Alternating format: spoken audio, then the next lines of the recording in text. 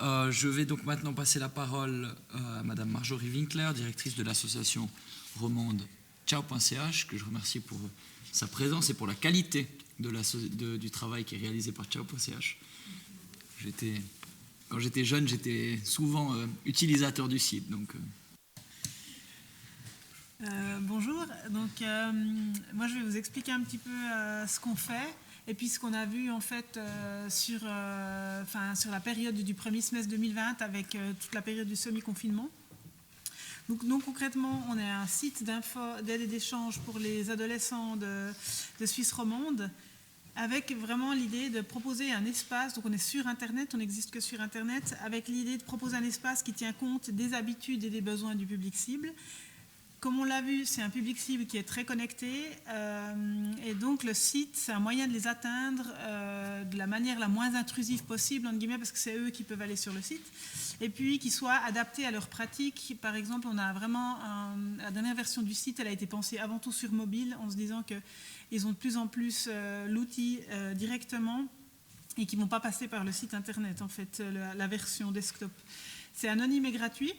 Et puis, vraiment, on agit dans la promotion de la santé et la prévention des comportements à risque. En chiffres, ça nous donne 5 services. Donc, on a vraiment tout ce qui est articles de la santé globale au sens de l'OMS. Ça représente plus de 500 articles qui sont écrits par toutes des institutions de terrain basées en Suisse romande. Et puis, en 2019, on avait 3,2 millions de pages qui ont été lues. On a environ 50 spécialistes qui répondent aux questions des jeunes. Donc, c'est vraiment les institutions qui sont basées dans chaque canton et spécialistes d'une thématique qui y répondent pour être vraiment pertinents et puis qui soient très proches de la réalité de ce que vit le jeune. Puis, on avait un petit peu moins de 4000 réponses en 2019. Au niveau du forum, le forum, je reviendrai après dessus, mais c'est vraiment quelque chose qui est en train de prendre un essor très considérable chez nous parce que c'est le moyen où les pairs peuvent échanger entre eux. Et nous, on fait qu'une modération a posteriori, ça veut dire qu'ils ont la liberté d'échanger tout en sachant qu'il y a un cadre autour qui va aider s'il y a des soucis de modération, si ça déborde ou des informations qui sont fausses en santé, par exemple.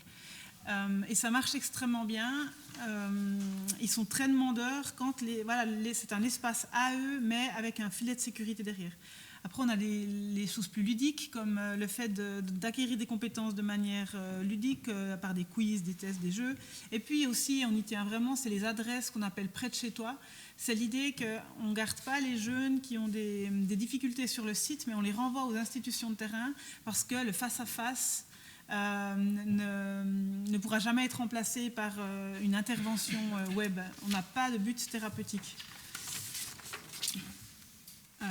Oui.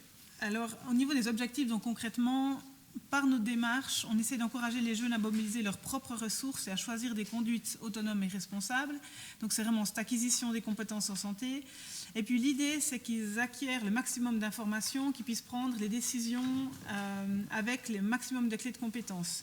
Et qu'ils prennent les bonnes décisions. Maintenant, qu'on soit très clair, les bonnes décisions des adultes ne sont pas les bonnes décisions des adolescents. Donc, ce qui nous paraît faux dans les décisions qu'ils prennent, c'est celle qui leur a semblé la plus juste. Donc, notre idée, c'est de leur mettre un maximum d'informations dans les mains et puis qu'ils prennent cette décision en connaissance de cause.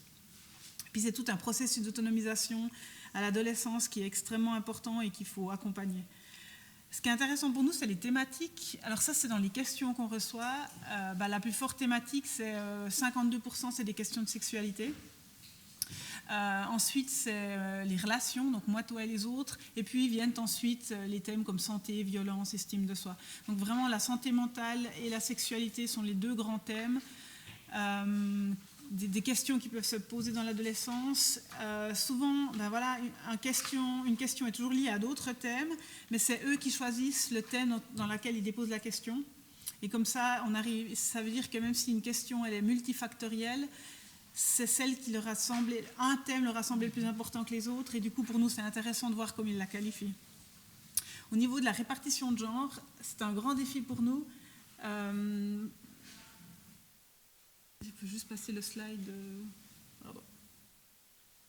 Merci beaucoup. La répartition de genre, c'est intéressant pour nous parce que vous voyez que les filles sont surreprésentées et les garçons sont sous-représentés. Alors il y a déjà, c'est dans la littérature scientifique ça ressort beaucoup, c'est cette sous-déclaration des questions en santé des garçons qui est très forte chez nous. Alors on fait des campagnes, on fait beaucoup de campagnes sur les réseaux sociaux pour essayer de toucher les garçons, mais on sait que le pas est plus difficile pour eux parce qu'on doit être fort, on doit être...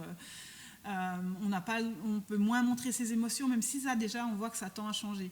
Et puis vous avez 2 autres catégories parce qu'on ne leur demande plus de se catégoriser sur le site. Il n'y a plus cette binarité. Ils peuvent aussi mettre je préfère ne pas répondre, ce qu'on a appelé par indéfini. Et puis les non-binaires, c'est ceux qui justement ne veulent pas se définir homme ou femme. Au niveau de l'âge, c'est aussi intéressant parce qu'on voit qu'il y a vraiment un pic entre 14 et 17 ans. Et en fait, c'est vraiment cette période de l'adolescence où c'est toutes les premières fois.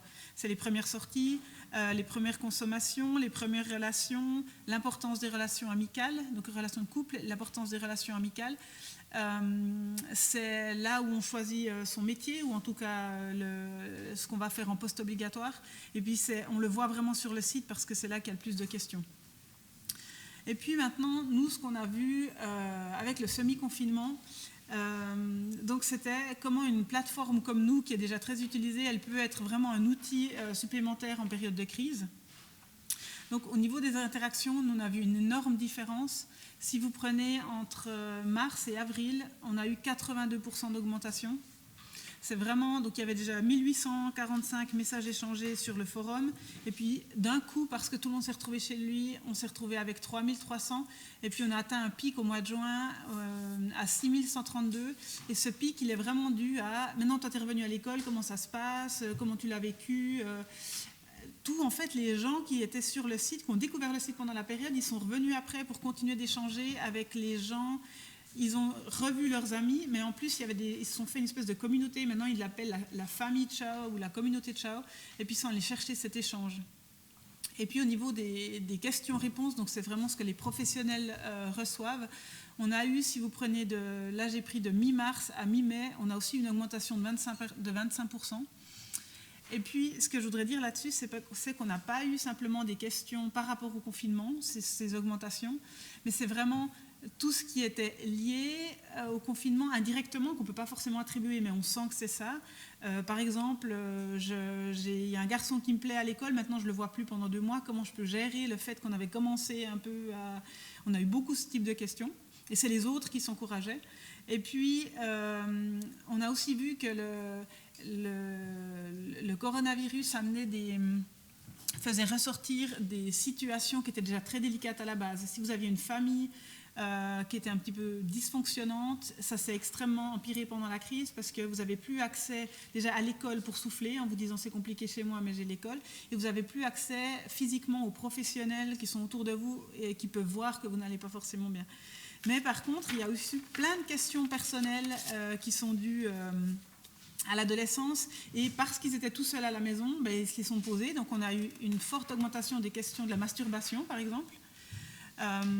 C'est vraiment ce genre où nous, ça nous fait sourire, mais en fait, il faut comprendre que voilà, c'est des questions de l'adolescence, et là, se retrouver toute seule, où les interactions avec les autres sont limitées, il y a d'autres questions qui viennent, et nous, on l'a vu, et c'est très intéressant de voir que c'est pas forcément les questions du coronavirus qui ont été le plus posées, parce que souvent aussi dans l'espace public on en discutait, donc ils avaient moins besoin. Par contre, des questions comme la sexualité est venue extrêmement forte.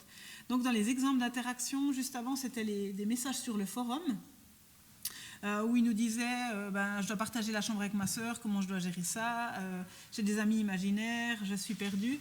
Et puis les autres, très bienveillants, ils venaient leur proposer leurs propres solutions. Et puis ce qui est intéressant, c'est que c'est extrêmement bienveillant et aucune question était qualifiée de stupide. Par exemple, on a eu beaucoup de questions de comment on gère le confinement. Ça veut dire, est-ce que toi tu t'habilles, est-ce que tu te douches, comment tu fais tes devoirs, à quel moment. Et puis, ils étaient très bienveillants entre eux, et puis ils se donnaient il y en a même qui ont créé des forums pour se donner des trucs et astuces pour gérer le semi-confinement. Et puis là, c'est les questions qu'on a reçues des professionnels, et c'est vraiment, là je vous ai mis ceux qui étaient liés au confinement, c'est vraiment, qu'est-ce qui va se passer après le confinement ? J'ai entendu que peut-être les vacances d'été seraient supprimées. Le coronavirus, il me fait vivre mon pire cauchemar. En l'occurrence, là, c'était une question de relation parce qu'elle ne voyait plus son petit copain. Et puis, donc voilà, comment il faut gérer toutes ces interactions. Et puis notre constat, c'est que le besoin d'information des jeunes, il est extrêmement important, encore plus quand justement il y a eu pas mal d'informations contradictoires parce que personne ne savait ce qui allait se passer, et on l'a vu où les jeunes ne savaient pas comment se positionner. En plus, il y avait ce besoin d'information aussi parce qu'on disait les jeunes sont dans l'espace public, les jeunes ne respectent pas, et puis ils venaient sur le site en disant mais nous on respecte, c'est injuste. On a vu aussi que l'anonymat, elle est très importante pour un site comme Ciao parce que toutes les questions de sexualité, vous n'allez peut-être pas les poser ailleurs en fait, mais en sachant que c'est anonyme, alors vous pouvez passer le pas. Il faut aussi que l'outil doit être adapté. Ça veut dire qu'à ce moment-là, les ordinateurs familiaux, typiquement, ils étaient tous occupés par les parents qui faisaient du télétravail. Et c'est là, le mobile a pris vraiment cette importance. Et on a encore vu chez nous une augmentation de l'utilisation du site par les mobiles, parce que du coup, ils étaient chez eux, dans leur chambre, à échanger avec les autres et à venir en parallèle sur le site. Et puis, ce qu'on trouve bien, c'est que là, ça rejoint des fois l'enquête, c'est qu'ils arrivent à se déconnecter. Ils le disent, maintenant, je quitte le site pendant quelques heures parce que je ne vais pas passer ma vie ici, vous êtes chouette, mais je reviens. Donc, ils ont aussi une conscience de ce qu'ils font. Et puis, la dernière chose que j'aimerais dire, et que nous, on a remarqué, c'est que oui, ils recherchent l'immédiateté, mais nous, on ne propose pas de chat, en tout cas pas actuellement, mais on a un forum. Puis le forum, les temps de réponse sont totalement décalés. Vous ne voyez pas si quelqu'un a posté quelque chose pendant que vous étiez en train d'écrire. Et ça ne les dérange pas, en fait. Ils apprécient ce tout petit décalage par rapport à ça.